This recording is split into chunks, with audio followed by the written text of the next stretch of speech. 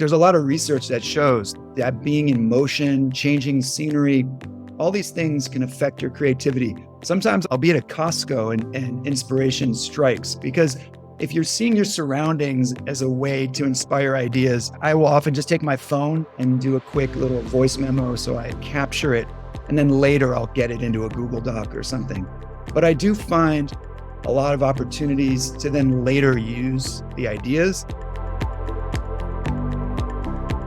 Welcome everybody into what is going to be a really amazing and powerful episode of Untapped. And again, I am, as always, joined by my amazing co-hosts in this journey, Lauren Weinstein. And we're really excited to have Gil Reif here. The topic today is all about unleashing creativity. And I don't think there could be something more relevant than the notion that we all have this immense amount of creativity within us.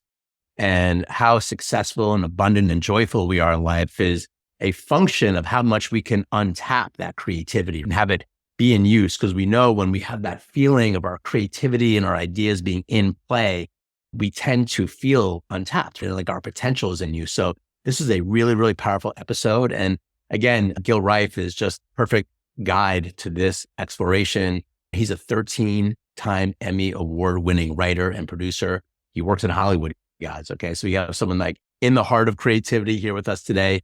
He was the head writer for The Ellen Show and also the Jennifer Hudson Show. So he's worked with some of these really, really big, successful people. He's also written for dozens of other A-list hosts, comedians, and celebrities. He's directed sketches and music videos and even written songs for Grammy Award winning artists like John Legend and Pink and Garth Brooks and Katy Perry and Maroon 5. So many of these people who we look at and consider to be so creative. And the fact that they've been able to make their careers and lives about their creativity, it's so inspiring to us that we can't wait to dive in with you, Gil, and to learn what you've learned and also how you've been able to do this as well. So with that, I just want to thank you for being here on the show, and welcome to the conversation with Lauren and I. Oh, my pleasure. Thanks for having me. Good to see everybody.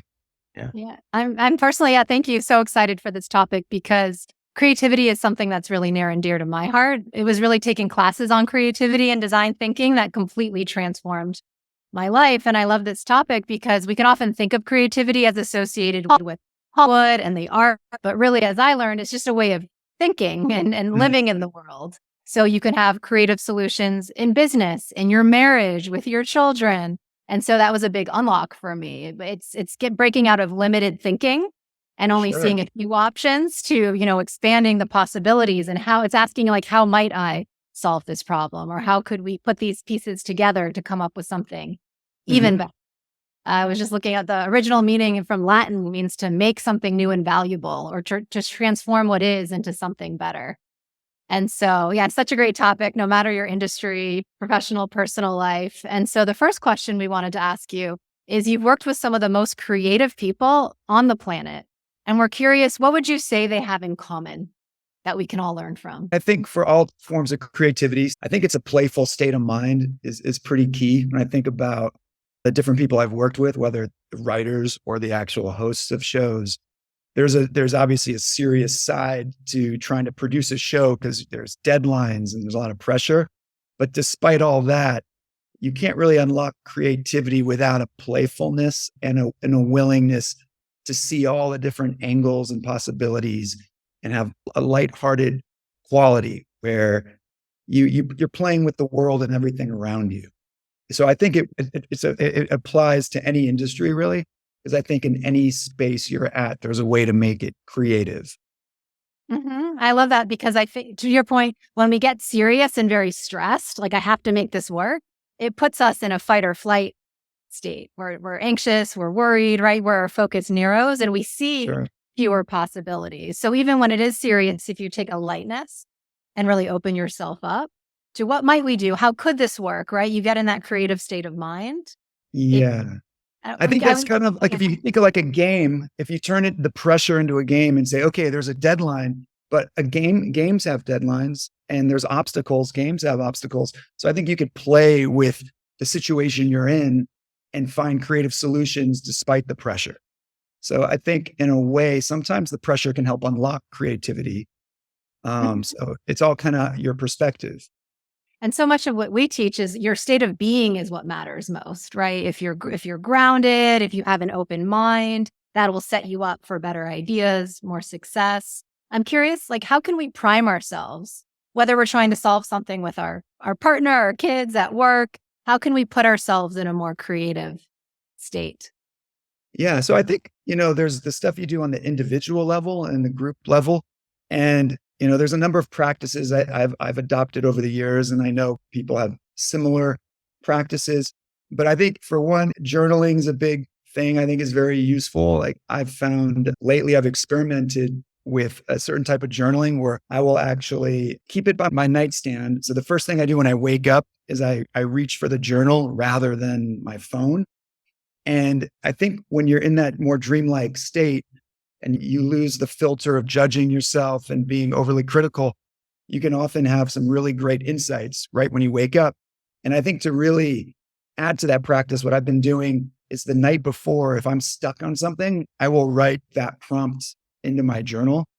Sometimes it could be something in my personal life, but it can also be something at work. I'm trying to solve a certain problem.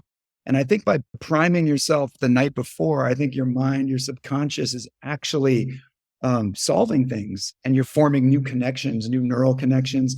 And there's something really special about writing the second you wake up. And then later I revisit that. And I think it's also really important to just capture ideas wherever you go. I've always had to, especially in Hollywood, when you start out, you don't have a desk. You don't have a real workspace when you're a production assistant. You're just hustling around. But I was still writing jokes and submitting jokes to shows. So I developed a practice of just the ability. At the time, I don't think I even had a cell phone at the beginning. And I would literally just be scribbling down notes constantly. But I think it's so key to harvest all your ideas and collect them. And then later you can figure out how to sort them. So another thing I suggest is having a hub of some way to capture everything. I have a file I call random, and I just timestamp it, and I'll say, oh, this is a great game show idea. Oh, this is a funny piece of dialogue for a sitcom. Oh, this might be a business idea. This might be something I want to do on vacation with my family. But just harvest ideas is another huge way to prime yourself. I love it. And we got the benefit of talking to Gil before, so on getting some of his ideas.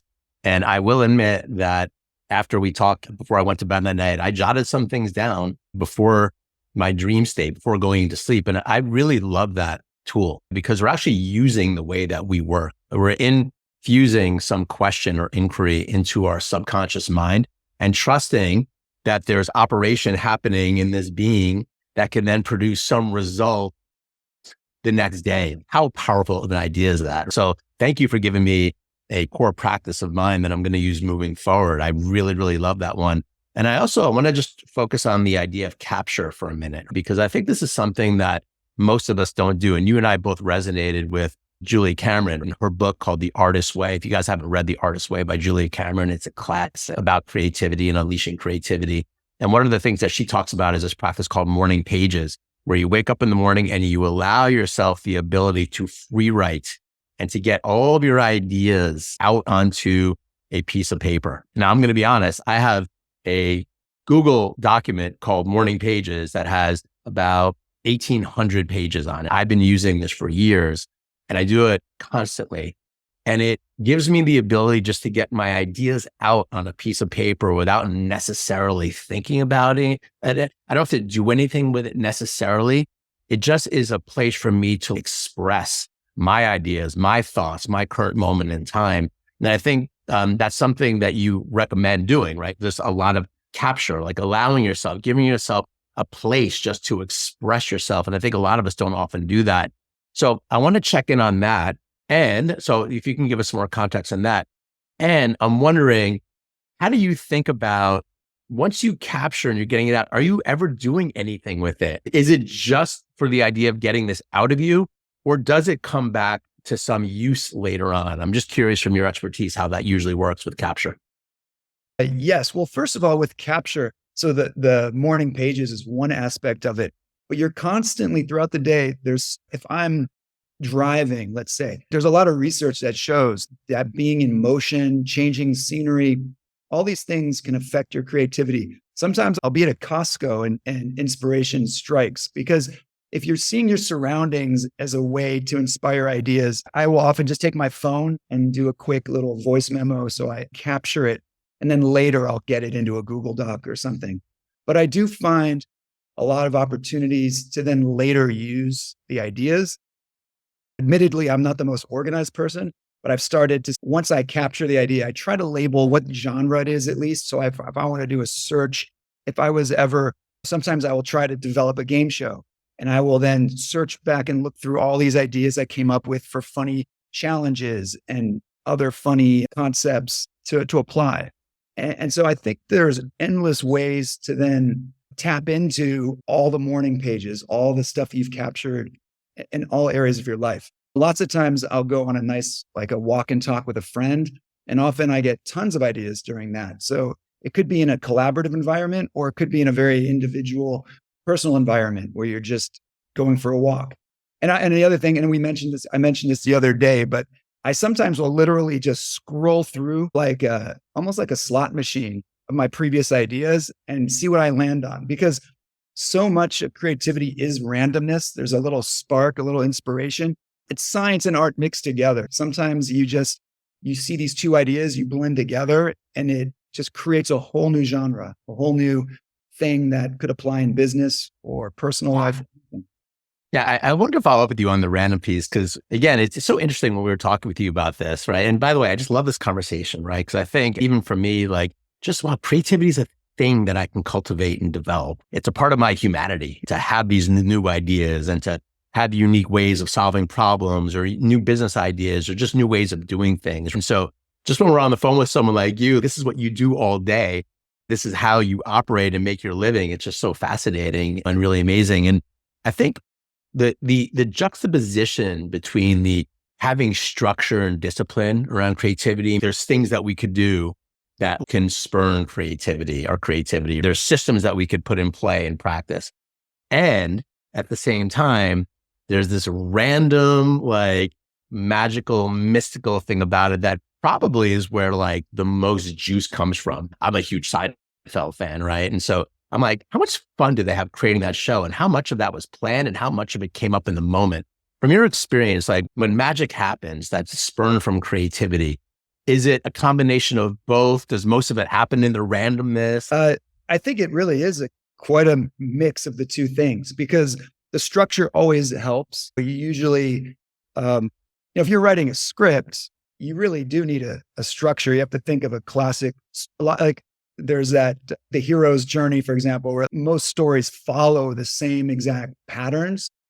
But within the confines of that structure, there's still so much to play with. So I think it would be total chaos if you didn't have any type of structure at all. And you have to have some sort of common language to collaborate with people. So there's always parameters. I always find, I've worked in many writers' rooms over the past 20 years, and every show's a little bit different, but you always have a clear objective. You have a show that you're producing later that day. You have limited resources. You need to make the host happy. You have guests you have to make happy. You have sponsors. So within these parameters, then you're playing with it and you're figuring out, okay, well, what can we do with this celebrity? What would be a little bit different? What would be a fun little twist? So I know even a show like Seinfeld, which heavily influenced obviously by Larry David.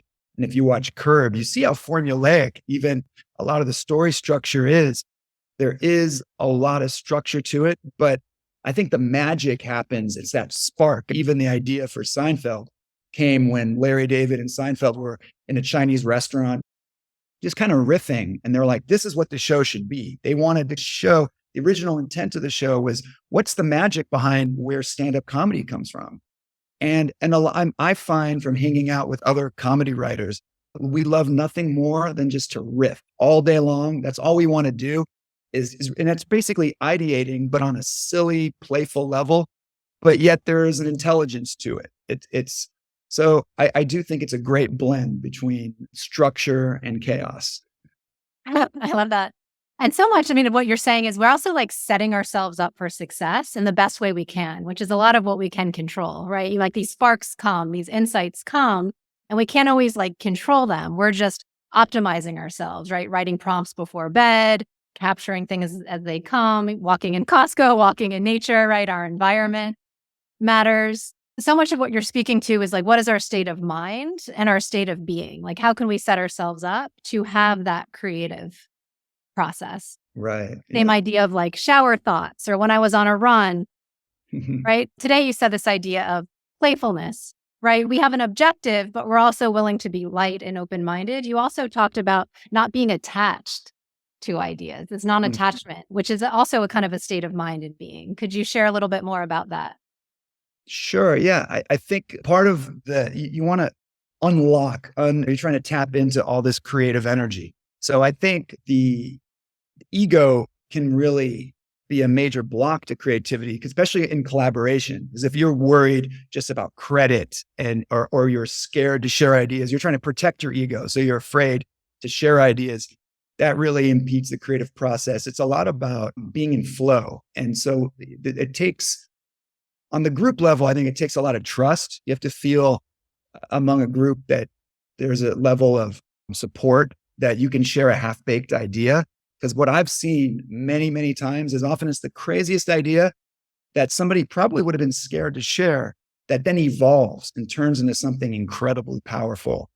And in improv, they have that technique where we'll say something crazy, but the technique is yes, and. So they don't fight against it. They go, oh, yes, and they add, and we're going to Mars, and then we're doing this. So it's, if you're able to elevate other people's ideas, even if they don't end up ultimately going somewhere, that creative spirit, that's the kind of environment you need to harness all the creativity in a group. And there's a lot of synergy. And on an individual level, you need that too. You need to allow yourself to, not every idea has to get used. So it's okay to come up with 1,000 ideas to only use the best 10. I think high volume leads to high quality. And to get to the high volume, you have to turn on the faucet and let it flow, even if it's not the best. A lot of the ideas, sometimes there are plenty of terrible ideas I've heard, I've said. And so you have to allow yourself permission to sometimes go through those bad ideas. Mm-hmm. I was just inspired hearing you, and everything just rings true. And by the way, I've dabbled in improv and the whole yes and. When I first learned about that in improv, it's like anything that happens is a yes. Like you never fight existing reality. And when I first heard that, I was like, what a life lesson. What about going through life where you're just accepting every single thing that happens and you're just moving forward in it? It really is probably at the core of all the personal growth and development work that we do as well. And so you work in a creative space, right? So you are constantly thinking about this. And I love the part about collaboration, because I think one of the things that we're thinking about, because we're not all working in a creative space. We have people that follow us that are doctors. We have people that work in a company, in finance, in banks, right? And can we learn to infuse this more fearless attitude of experimentation and lightness and playfulness, right? And how do we start to infuse this notion that, oh, we can help elevate other people? I know that's a big part for you about creativity, is that it's not just about your creativity coming out. It's also about looking at the group that you're in and thinking, man, how can I elevate them to be more creative? How can I get them to be lighter and funnier? And there's something in that. So I'm wondering, like, how do you talk to people that aren't in your space per se and guide them? And if you have any ideas about how to be more fearless and how to experiment and how to embody this more light, playful attitude, which we know intuitively always does win. Yes. Yeah. I think everybody has their own kind of creativity. When I worked on talk shows like The Ellen Show, there's a collaboration within different departments and there's different types of thinking. So sometimes we'd come up with a silly idea and not know how to execute it as a writer. But then there's this props department that's talented and they know mechanically they might have ideas that you never would think of, or the wardrobe department, or somebody who works in say casting. And so if you can harness everyone has their own superpowers basically. And I think by bringing out the best in the group, and I think what's key inside a writer's room, what makes it really work is we feel we're on the same level. The meetings weren't as creative when the top bosses are there and you're under pressure. That kind of pressure doesn't always bring out the best creative because people are afraid to share the crazier ideas. And that's often the magic. The spark is often the idea that came out of left field. So I think you need that level of psychological safety where at first, during the idea stage, you're not worried fully about the end goal. You have to know your objective, but allow a sort of looseness at the beginning stages of ideas before you filter them. So I think any group could have that as long as there's this shared camaraderie and support, that sort of like yes and mentality. And then knowing later, look, we're going to filter these ideas and we're going to do what's best for the project. The best idea is going to win. But to get that spark and that magic, I think you do need to take a little risk, and that needs support, psychological safety. That's it. So, I mean, that's such a big unlock to any, it can be a marriage, any relationship, a team. Because everyone on that team feels safe and supported. Like I can say or do anything without judgment. It'll be received and then we'll work with it, which is great. I also love what you said about yes and. I happened to be in an event a few months ago with George Carlin, the comedian's daughter. Oh, wow. And she was saying she learned to live her life from yes and. So whatever happened to her, she would act as if she had chosen it. So she was saying like she'll be in rush hour LA traffic and she'll say yes and, right? Because it gets us in that more playful state. It's yes, like, and I want to get the hell out of here. This is get me out of here. But like having a fight with her partner or whatever would happen in life, she's like, yes. And like, where do we go from here to just, had Todd had asked, how do we get ourselves in that more optimal state? And so I was playing with that recently. I have a situation and I'm like, oh, it actually frees up a lot of energy. And I also liked what you were saying about the early part of the process. When we spoke yesterday, you were saying like often a lot of us want to get to like execution and getting it done, but you talked about really the roots of the idea and where it goes. Like we can bypass or not spend enough time in the early idea generation stages. Can you say a little bit more about that? Yeah, I mean, I think that's so key because of the entire process, maybe the idea is 1% and execution's 99%. But if that 1% isn't great, it doesn't matter how flawlessly you execute. The end result's not going to be the best it could have been. And if you look in the showbiz level, if you look at a movie, you could see movies that have the greatest actors in it, greatest director and cinematographer. And then you see the movie and it wasn't a great movie. That's because the idea was not great. That the idea is the blueprint. I think often it's a process that gets rushed because everyone wants to just check all these boxes and say, hey, we signed off on the idea. Let's move on to the next stage. But I think you have to allow space. I mean, creativity exists by allowing space for it. And I would recommend figuring out what the real deadline is. I always have this often in my personal life. It's the same thing because my wife will want to approve things like, let's say, can you say yes to this yet? Say yes to that. And I'm always like, let me sleep on it. And often you don't know yet. And you have to allow space. Is this the real deadline? Do we have to know today? Or can we wait till Friday? Because things evolve. So I encourage people not to rush the idea stage because you do need room to let it grow and pick the best one. Yeah, and I can just back that up. So if you can't tell by listening, I'm like obsessed with comedy, okay? Like everything about it. Even when I started my career in sales, I started to get stand-up comedy training in New York when I was like in my early 20s. And the reason why is because you go to a comedy show, I have so much respect that somebody gets up there and how hard is that they need to like elicit a very specific response to an audience of laughter, which is a hard thing to get people to do. And people are expecting to do it, right? So when you see a successful comedian, it's pretty mind-blowing that they're able to actually do that. And then when I learned later on that the greatest stand-up routines are like literally verbatim, like Chris Rock, like that is pre-written. Like he's basically saying the stand-up routine over and over again, but it came from so much buildup of exploration. And I'll never forget, and this is a lead into the next question, but in 1999, I was in a small comedy club in San Francisco. And we were just watching it, me and my buddy, and all of a sudden Robin Williams walks in and then the guy goes, guys, we got a special treat tonight. The great Robin Williams is here. And we were like, oh my God, there was like 20 people in this small little comedy. And Robin Williams gets up and for 45 minutes just speaks gibberish on the stage. I mean, I thought we were going to be laughing. We weren't laughing. I didn't even know what he was doing. Okay. It was just like a bunch of gibberish and there and that.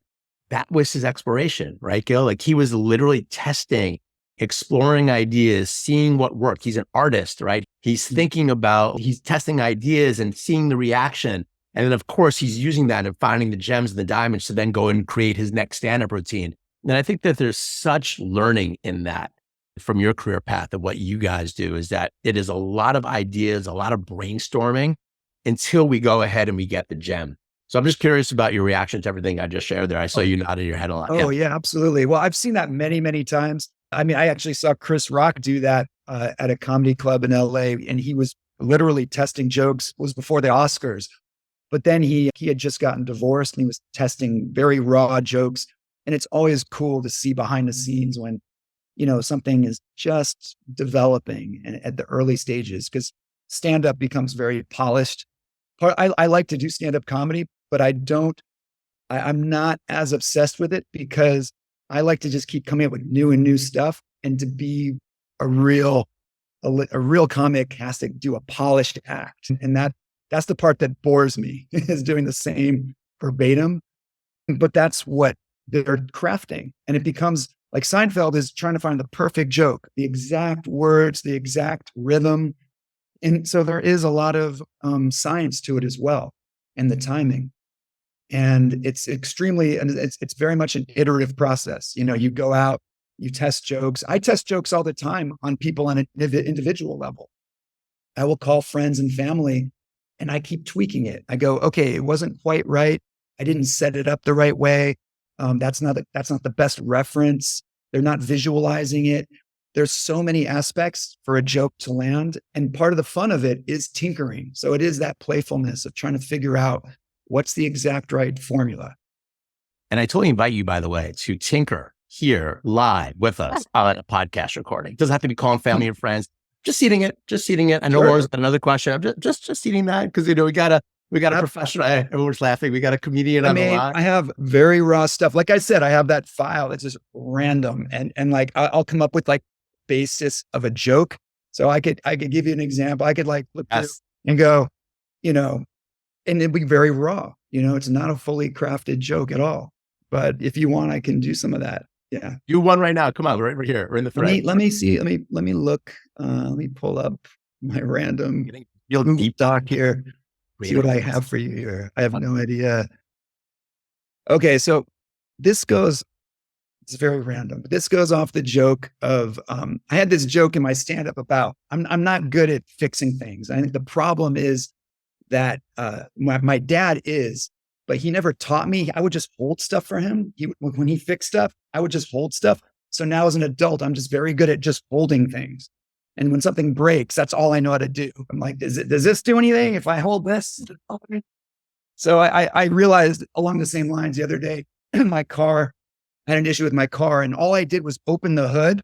I realized I can't do anything. I just know how to open the hood and look and go, okay, yep, it all checks out and close it. So I wrote that down as an observation of maybe that could be something I craft into something for stand-up. I love it. I mean, this is the oddest thought, so I don't even know if I should share it, but like, yes, you should.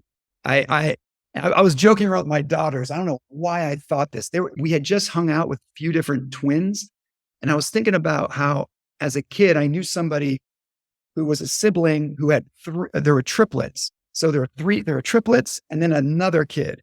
And I thought how weird that would be to be the one who's not among the triplets, like sitting at dinner and just this group of three just glaring at you. It'd feel like a horror movie to me. So, this is how random some of the stuff I put down.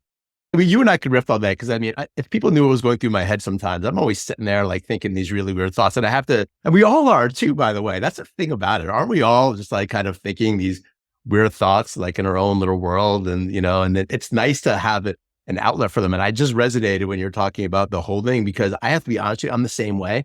And I married somebody who's really good at fixing things. So my wife can fix anything. I'm the holder. Right. And it's like, be honest, like sometimes it's like emasculating. She's like with the screw and the this, and hey, you got that. I'm like, oh my God. Like, so I know that feeling well. Absolutely. I love what you're saying too, just as a metaphor for life. It's like we all have this like raw potential. There's like an insight or an idea or a spark, right? And then how do you refine and cultivate Mhm. that? And so that's exactly, when you watch Ellen or Larry David and like they have these random thoughts, like Todd said, and then you go out in the world and then you test them. You tell a friend or a family member, and then you're at a small comedy club and you keep getting better and better. And then you have your Netflix special and they're like, that's genius. That's so good. It gets to that point. Yeah. And Right. sometimes these ideas, you don't know how you want to execute them. So sometimes it's, oh, that could be a whole movie. And another times, like that's just a one-off joke. Or that could be a really funny, video. Or that could, so it's also part of the creative process to see where it grows up and what it becomes.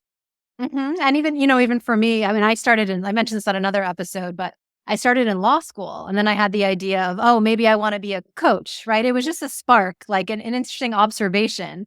And then this idea of let me share it with different people. Let me practice. Let me do this, right? Let me take a class. Like it really just started building. And then all of a sudden, like it takes a life of its own and I refined it and got better over time.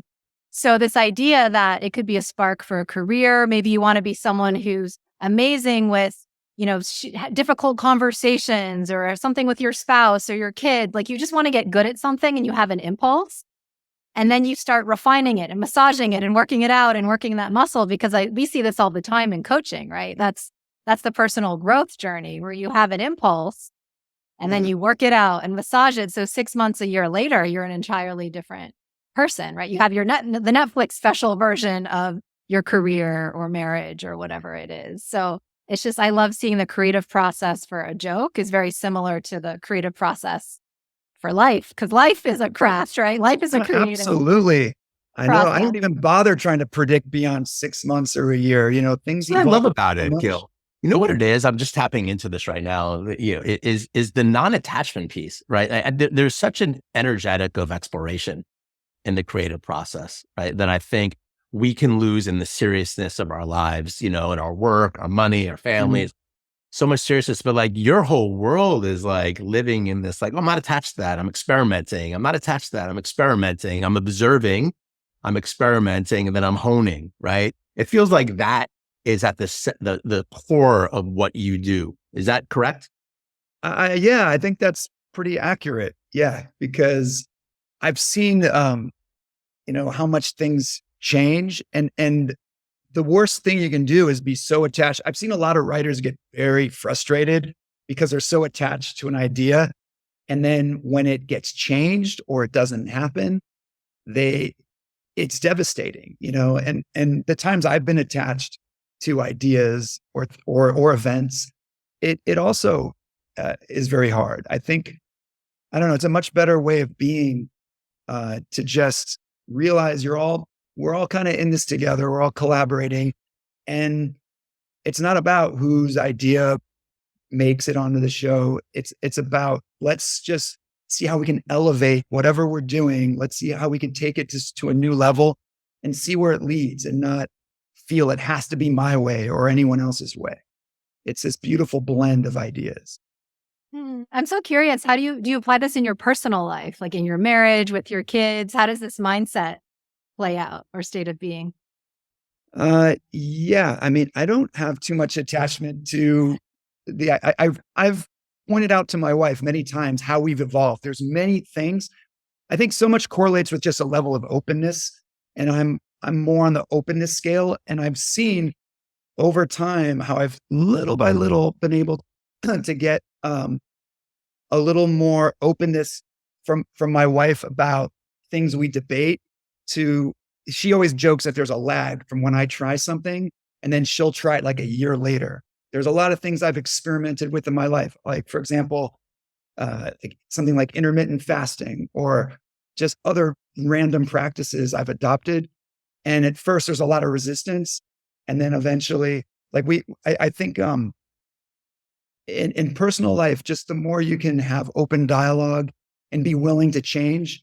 I've changed my views on many things over my life. I've had friends convince me wildly different perspectives, and I think that's enriched my life. I find a lot of the value in diverse opinions and being a part of different perspectives has made my life much better.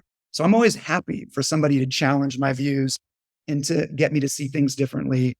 And I think it makes life exciting.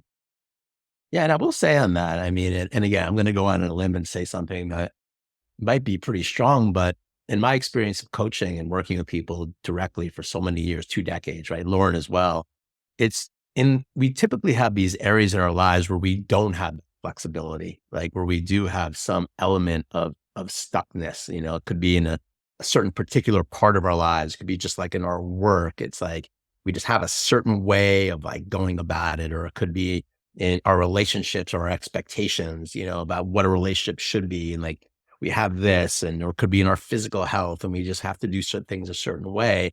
But we then also have these other areas where we naturally flow, right? And we're naturally embodying what you're sharing here, which is kind of like this very non-attached, kind of flowy, open-minded curiosity, experimentation energy between it. And I think that's the beauty of this conversation, is the question of, how do we constantly get ourselves in that more flexible mindset, right? In that more curious mindset, because it feels like curiosity is very much at the heart of the way that you live, right? And the way that you kind of work as well. It's like a very curious exploration. I've always felt, Gil, that there's a real relationship between comedy and personal development and coaching, what I do. I've always just like felt a real resonance between it. And I love this conversation because I feel like I'm getting some more answers as to why that is, right? Do you ever teach that stuff? Like, do you ever go out and try to spread these tenets of comedy into other people's lives outside of comedy? I mean, has anyone ever done that? Like trying to take, kind of the mindset of a comedian or a writer and apply it to these other areas? I mean, have you ever heard of that or done it yourself? It's something I'm very interested to explore and to do, because I do see a lot of application for on the individual and group organizational level. I just see a lot of potential benefits. I actually, years ago, before I moved to LA and pursued comedy writing, I did an MBA program and I had to do a thesis. So I chose to do humor in the workplace. And it was really just an excuse for me to do something comedic. When I was in business school the whole time, every presentation I had, I was trying to turn it into like an SNL sketch. And I always wanted to do comedy, but I also was really fascinated. I love human behavior and psychology. It's always fascinated me. So I did a thesis on humor in the workplace, and then I did a case study on Comedy Central's corporate headquarters. And they were super kind. They let me be a fly on the wall, and I observed all their meetings. In fact, I actually found my old thesis, so I had all this study of what is comedy, what is humor, and all the different types. And then I was very curious how to apply it. This is really more in a business context, but I think in a personal, in terms of psychology, I find it really valuable. I don't think I'm wired as the typical comedy writer. I've worked with many, many different comedy writers, and they'll always say I'm abnormally positive, upbeat, it would be a running joke. Sometimes I'd make very dark jokes about it because they would make a game out of how can you find the positive in any situation. But I think that the kind of the whole mentality of being playful, not taking anything too seriously, and being willing to just to listen and explore all possibilities is hugely valuable in your personal life. And that doesn't mean what you said, Todd, really resonated, because I know there's areas in my life where I feel stuck. It's not like I have that ability to tap into it 24/7, even though I want to, but I know there's also ways to prime that I don't think people use it nearly enough. Not like they're just barely scratching the surface. I love it's like, people say in my world, I'm almost too optimistic. It's like, okay, 13 Emmy Awards. I'm very positive. I always see the bright side. 13 Emmys. I've been the lead writer for the Ellen. You've had a very high level of success, right, in your field. And so I think it's not random, that the way that you orient to things is in a very positive, optimistic way. Sorry, Lauren, I knew you were going to. Oh, no, Bill, Todd and I lead a lot of workshops as well. And we'll often play a video of Shauna Kaur's TED Talk. He's from Harvard, and he studied what do a lot of the most successful people have in common. And he found that when we're in a positive state of mind, we're smarter, we're more productive, we're more efficient, we're more creative. He compared that to people who are negative, neutral, or stressed. And so having a positive mindset does make you more creative. It does make you smarter. It does create better outcomes. Salespeople sell more, doctors make better diagnoses, right? So what you're saying, I mean, is really so important. It's like being positive, being open, being curious. We interviewed an astronaut recently. And he was saying like, that's his secret to success. This like curious, open mind, this non-attachment. It didn't work, but what's next? And keep going, So part of this podcast, we're hoping that our audience really does see these themes right across the board, from an astronaut to a comedy writer. It's like you're actually doing the same things to have the success that you have. So that just makes me so happy when we keep hearing the same things over and over again. One final question is, again, you've worked with really some phenomenal people, some like singers, musicians, comedians. Is there someone that really stands out for you that you just really like admire? Or there's something about them that you could share with us that you thought was really special? I mean, I have worked with a lot of different, talented people, and a lot of them are celebrities. But ultimately, my most intimate kind of work I do is with fellow writers. So, I mean, my most peak experiences, despite, it's exciting to work with different hosts and they're all really talented, but it's the writers that it's like you're in the trenches with. That's by far, the most enriching, part of the job. And really it's kind of just the icing on the cake when you see the work done, like when you see Ellen deliver a joke you wrote and it does great in the audience, it crushes and the audience loves it. It's an incredible high to have those moments. And it was always one thing that was really special about the Ellen show, was the last few seasons, there were all these guest hosts. So it was really, it was exciting, just the variety, to have somebody who's a musician come in and they had to then deliver a monologue and do stuff that's a little bit out of their wheelhouse. But then other times you have really seasoned actors come on. And so it was the variety more than any one particular, experience.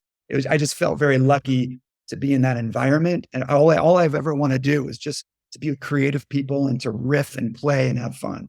So it's the whole experience that's special. So this commonality of your peak experiences really being from being around a group of people who are just like open and playing and you're building off each other. There's really an energy to it. So whenever we can have that energy in ourselves and with each other, it's like that's when you come up with. It amplifies. So it's exciting. One-on-one's exciting too, but to be in a room with 10 and then there's this thunderous laughter when something you or someone else pitched, it's very magical because it feels spontaneous, even though you're primed for it and you have a directive you're trying to do, but there's these moments that are like, oh, this is a great, like I can't believe I'm getting paid to do this. Not that there's not so many things that are very hard about the job, but those moments you're like, oh, I'd rather be doing this than pretty much anything. Yeah. I mean, that's the best feeling in the world, right? And that's the feeling of the flow, that we always want. So we asked one last question that we'd like to ask. We're almost at time here. And then for those of you on the live call, if you want to ask a question, feel free. We have about 10 more minutes here with Gil. By the way, this is awesome, right? Really fun, inspiring. I feel light. I feel like there's a lot of creativity flowing just in the conversation. What about advice to your younger self? We love to ask people that come on here, if you were to kind of go back in time and have a conversation with yourself when you're maybe 14, 15, 16, that age, what would you say, to get yourself on the path even stronger? It's really, yeah. I mean, that's a really, it's an interesting question because the choices you make kind of lead you to where you are now. And like, if I knew, then what I know now, for example, I went and studied political science as an undergrad because I had in high school, there was a professor who taught us a class and it just blew my mind because it was at such a different level than any high school class I took. And that really changed my trajectory. And I never thought about entertainment then when I was in high school, I would make everything as funny as I could, but I never had this idea, oh, I could maybe be a comedy writer. So I don't know how, I feel I was exposed to a lot of different ideas because I didn't know to pursue comedy writing. And I think it's also enriched my life. I think the main thing I would want to tell my younger self is not so much the importance of, what decisions you make, but the state of mind and being. You put yourself under so much pressure, and there's, it can cause a lot of anxiety. So I think, whatever it is you're doing in life, you want to enjoy it. You want to be on the level of enthusiasm, enjoyment. It doesn't really matter. Like, I feel like, and I've talked about this with other people in entertainment industry, it's so random where you end up. It's not like I had a loose idea of what I wanted to do. I knew I wanted to write comedy and make people laugh, but it could have been on a sitcom. It could have been trying to write funny commercials. It could have been many different things.